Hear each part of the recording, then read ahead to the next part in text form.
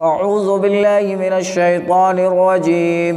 شهر رمضان الذي أنزل فيه القرآن هدى للناس وبينات من الهدى والفرقان فمن شهد منكم الشهر فليصم. صدق الله العظيم. وقال النبي صلى الله عليه وسلم: أولاها رحمة وأوسطها مغفرة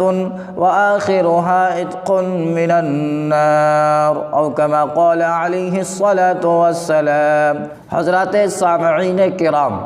میں نے ابھی خطبے میں قرآن پاک کی ایک آیت اور حدیث کے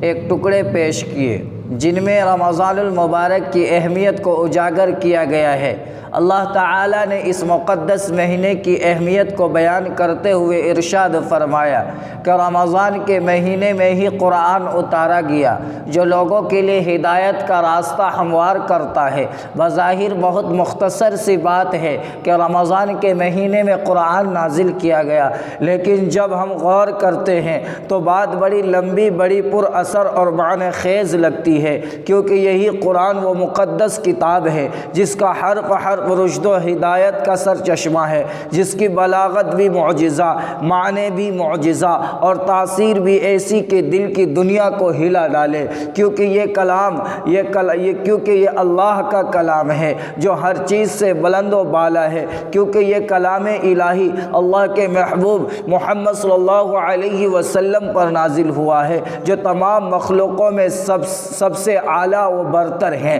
کیونکہ اس کلام مقدس کو لانے والے حضرت جبرائیل امین ہیں جو فرشتوں میں سب سے افضل اور بہتر ہیں، کیونکہ اس کلام مقدس سے عرب کی سرزمین سب سے پہلے فیض یاب ہوئی جو دنیا کی تمام زمینوں سے زیادہ متبرک اور معزز ہے۔ تو بھلا مہینوں میں سے رمضان المبارک کا مہینہ کیوں نہ مقدس و مبارک ہوگا، جس میں قرآن کریم کا نزول ہوا اور جس میں نبی کریم صلی اللہ علیہ وسلم حضرت جبرائیل علیہ السلام کے ساتھ قرآن پاک کا دور کیا کرتے تھے۔ انہی خصوصیتوں کی بنا پر نشان نبوت سے ارشاد ہوا ہے کہ سب مہینوں کا سردار رمضان المبارک کا مہینہ ہے۔ اس مہینے کو سردار کیوں بنایا گیا، اس مہینے کو اتنی اہمیت کیوں دی گئی اور اہمیت کس درجے کی ہے، تو اس کا جواب نبی اکرم حضرت محمد صلی اللہ علیہ وسلم کے اس فرمان میں موجود ہے۔ آپ صلی اللہ علیہ وسلم نے ارشاد فرمایا، رمضان المبارک کے استقبال کے لیے جنت شروع سال سے لے کر آخر سال تک سجائی جاتی ہے۔ جب رمضان کا پہلا دن ہوتا ہے عرش کے نیچے سے بڑی لطف اور خوشگوار ہوا چلتی ہے اور یہ خوشبوؤں سے بھری ہوئی ہوا خوبصورت حور کے پاس سے گزرتی ہے تو جنت کی حوریں عرض کرتی ہیں: اے خداوند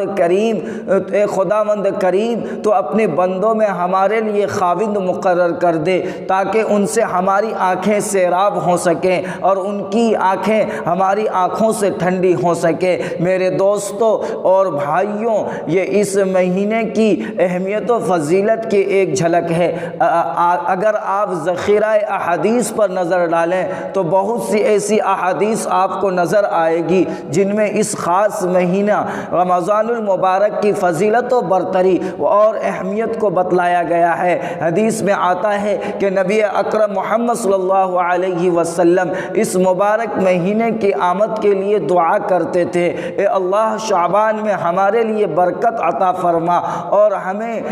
ہمیں رمضان المبارک تک پہنچا۔ اس سے اندازہ لگایا جا سکتا ہے کہ یہ کتنا بابرکت مہینہ ہے کہ جس مہینے تک پہنچنے کے لیے اللہ کے پیارے نبی جناب محمد رسول اللہ صلی اللہ علیہ وسلم دعائیں مانگا کرتے تھے۔ آخر اس مہینے کے لیے آپ صلی اللہ علیہ وسلم اتنے منتظر کیوں رہتے تھے؟ کچھ تو وجہ ہوگی۔ وجہ یہ تھی کہ دوستو، آپ نے فرمایا: اولاھا رحمت واوسطھا مغفرۃ وآخرھا عتق من النار، کہ رمضان المبارک کے پہلے 10 دن رحمت کے ہیں درمیان کے 10 دن مغفرت کے ہیں اور اخیر کے 10 دن آگ سے آزادی کے ہیں۔ اندازہ لگائیے کہ اللہ تعالیٰ نے اس مہینے میں کتنی برکت اور فضیلت رکھ رکھی ہے۔ یہی وجہ ہے کہ رمضان المبارک میں سلف صالحین کی عبادت و ریاضت کا طریقہ بڑا نرالا اور تعجب خیز ہوتا ہے،